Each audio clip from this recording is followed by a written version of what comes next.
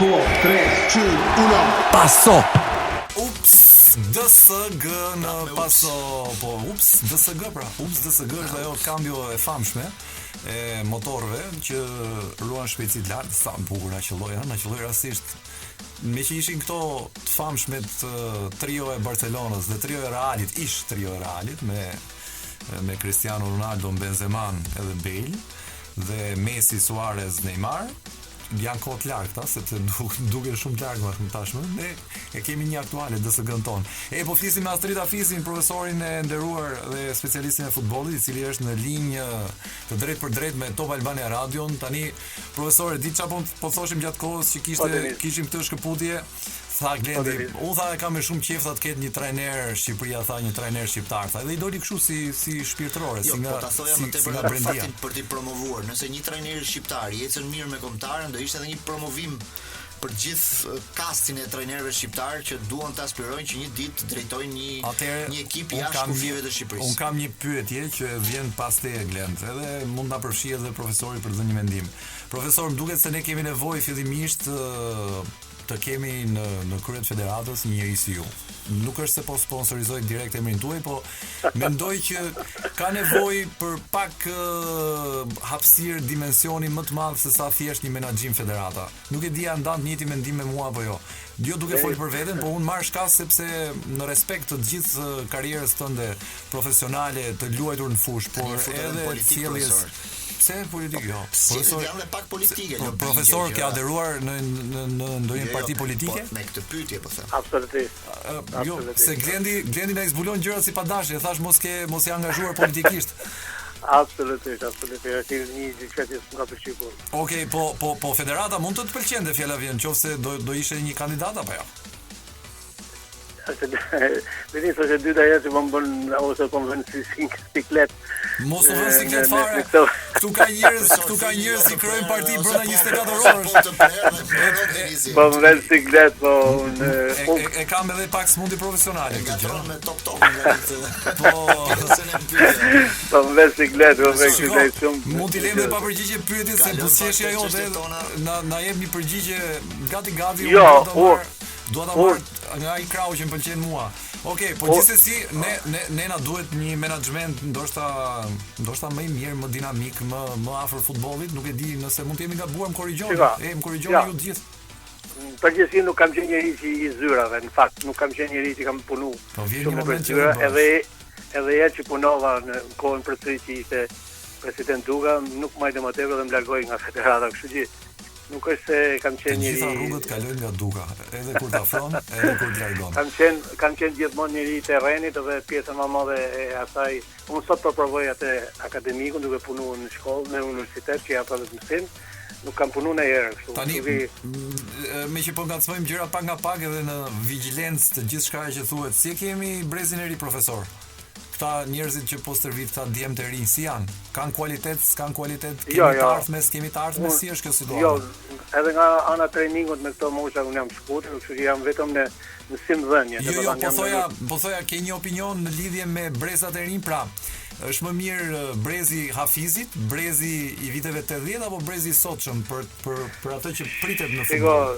Denis, shumë gjëra kanë ndryshuar, kuptohet, vite kanë kaluar, por atëherë ka qenë ndoshta një punë e bën me pasion, me dëshirë, me zemër, me shpirt, me pasion dhe pa shumë ndërhyrje, pa shumë komplekse të cilat sot janë bërë shumë të theksuar, do ta pranoj unë.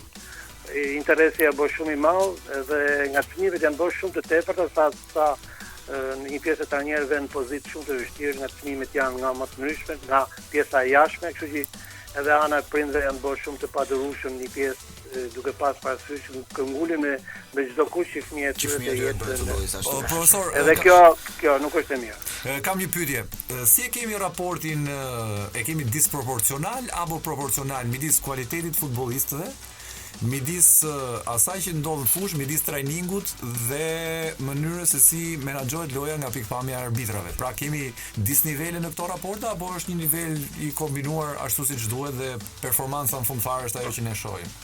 Pak nga gjitha, kudo kemi të mira, po kemi edhe probleme. Profesor, po thoje, po. se cilën ato që përmendi Denisi, unë mendoj që kemi gabime në seleksionime, kemi gabime në trajnime, kemi të mira po dhe në trajnime, kemi të mira dhe në seleksionime, kemi arbitrime shumë të dobta, kemi arbitrime shumë të mira, kemi edhe momente edhe marrëdhëniet midis presidentit dhe drejtimit të klubeve, kemi ka disa klube, po pjesa më e madhe thosha që janë që të krijojnë probleme në drejtimin në raporteve me skuadrën, me trajnerin, edhe kështu që vazhdojnë përsëri, edhe këto shqetësime që i krijohet nuk lejnë të punosh ashtu si duhet i qenë. Profesor, posoje pak çast më parë që ka edhe prindër që ndërhyjnë për fëmijët e tyre. Po në rast se prindi është president klubi, sa problem bëhet pastaj kjo pjesa që do që të luajë djali i tij? Vetëm kjo s'ka kuptim. Po në Shqipëri ndodh, kështu që prandaj ta bëj këtë pyetje. Dhe pjesa më e madhe e këtyre drejtuesve i kanë fëmijët e tyre i transferojnë, i kalojnë për klube tjera, duke dhënë mundësi që të jetë vetveti atje, e jo të përfitojnë nga emri i drejtimit të klubit që mund të ketë i jati apo njeriu i tij afërt. Tutë ne se bëjnë, tutë ne detyrojmë me futeve. Ekziston ja, për shembull Maldini djalin e tij e ka tek Milani, kështu që nuk besoj që Maldini tani nuk është fut mik që të futet djali. Lendi, besoj që është fut mik, as ka dhënë paraje që të futet djali në informacion tani. Lendi, që tjetë mos e relativizo në këtë formë se është e tmerrshme. Lendi, që tjetë pjesë e klubit djali Maldini s'ka asgjë të keqe, e pjesë e ekipit. Jo, më fal, po ndërkohë duke pas eksperiencën e gjyshit të babait, i bjen që të shkoj molla mbi moll, si i thon profesorit. As diskutohet. Ju shikoni mirë se çfarë trajnimi i bëjnë atij, çfarë drejtimi i bëjnë. E kanë fut lojë, e kanë fut emrin e vet dhe historinë e familjes vet me çfarë gabova unë? Gabova që thosh kështu.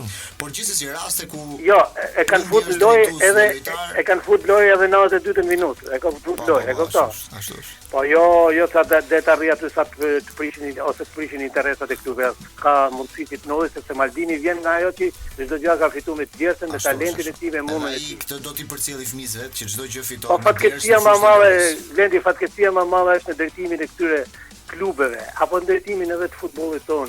Nuk ka njerëz të futbollit, të sportit. Ato që vinë nga fusha e sportit dhe pjesa më e madhe që janë me të vërtet njerëz të spikatur që i kanë dashur mira tifoza, i kanë përshëndet disa herë, i kanë qenë idhull për njerëzit. Kjo është fatkeqësi se ato që vinë nga fusha e futbollit dinë se do të thotë që të arrish një sukses. Ska faj rumenike që është Bayerni edhe Bayerni. Ato janë grupi që kanë qenë Bayern të ku duhet. Aty është ai Savicevici në Malin e Zi, apo në Kroaci që është më shumë. Pa janë shumë gjëra që apo Bonjekun Polonik. Këto nuk i njohim ne. Ose Stoichkov. Është çështje filozofie. Këtu të ne po të kandidoj një sportist për një post të figjoj sa ik për se ti ke mendti, s'kem mendti vetëm mendti ti pas të count. Kjo është çështje, si thonin romakët, ndere flamur, edhe puthin dheun, po ne për fat edhe jo shumë të mirë nuk jemi romak, jemi ilirë, kështu që do kemi këtë pjesën tonë. Shumë faleminderit, ishte Astrida Fizi. Faleminderit edhe ju. Një njeri i nderuar i sportit, trajningut dhe fushës luajtur. Kjo është Paso. 4, 3, 2, 1. Paso.